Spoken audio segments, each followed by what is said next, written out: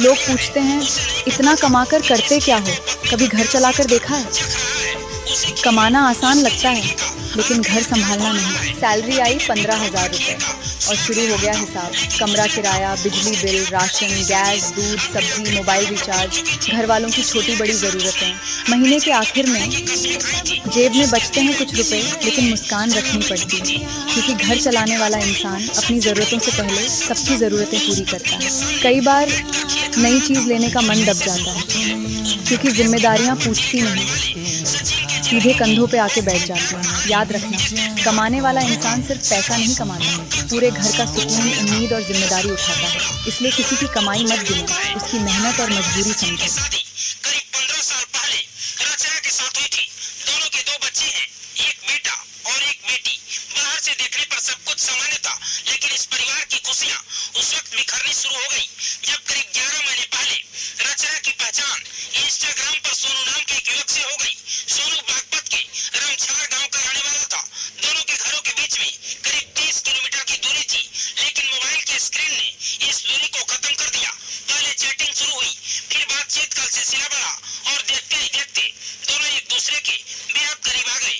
धीरे धीरे यह रिश्ता इतना आगे बढ़ गया कि सोनू का रचना के घर पर आना जाना भी शुरू हो गया। लेकिन कहते हैं कि गलत रिश्ते ज्यादा दिन तक छिप नहीं पाते। कुछ समय के बाद पति सचिन को पत्नी और सोनू के रिश्ते की जानकारी हो गई। उसने रचना को समझाने की बहुत कोशिश की, उसे इस नाजायज रिश्ते को खत्म करने के लिए कहा, लेकिन अब रचना सोनू को किसी भी कीमत पर नहीं छोड़ना चाहती थी। इसके बाद पति पत्नी के बीच में विवाद बढ़ने लगा, घर में झगड़े होने लगे। हालात इतने ज्यादा खराब हो गए कि कई बार बात मारपीट तक पहुंच गई। इस दौरान रचना और सोनू ने फिर एक ऐसा फैसला लिया जिसने 2 मासूम बच्चों से उनके पिता को हमेशा के लिए छीन लिया। उन्होंने सचिन को ही रास्ते से हटाने का प्लान बना डाला। 12 जून की रात रचना ने घर में प्लान के मुताबिक खीर बनाई, लेकिन इस बार सिर्फ वो खीर नहीं थी।